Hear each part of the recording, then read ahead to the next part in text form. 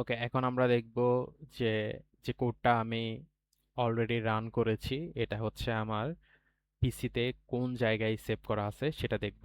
সেটা দেখার জন্য হচ্ছে আপনি অবশ্যই এরকম একটা টাস্ক বার পাবেন, যেখানে হচ্ছে দেখবেন যে আপনার কোডের নামটা, অর্থাৎ এটা ওপেন করা আছে কারেন্টলি, সো এটাতে ক্লিক থাকবে। সো আপনি কি করবেন, এখান থেকে যদি মাউসটাকে নিয়ে জাস্ট হোভার করেন, অর্থাৎ মাউসটাকে জাস্ট রাখেন, তাহলে কিন্তু আপনি দেখবেন, দেখেন I university summer 26 course slash ICS lab CD dot test, অর্থাৎ এই ফোল্ডারের মধ্যে আছে। যদি আপনি এই ডিরেক্টরিটা হচ্ছে আপনি চাইলে হচ্ছে আপনার এক্সপ্লোরার থেকে, যে ফাইল এক্সপ্লোরার থেকে যে ওপেন করতে পারেন, আদারওয়াইজ আপনি যেটা করতে পারেন, এখানে মাউসটাকে এনে রাইট বাটন ক্লিক করে আপনি এখানে যাবেন হচ্ছে ওপেন কন্টেইনিং ফোল্ডার। এটাতে ক্লিক করলে দেখবেন যে হচ্ছে এই সিডি ডট টেস্টটা হচ্ছে আপনার এখানে সেভ করা আছে।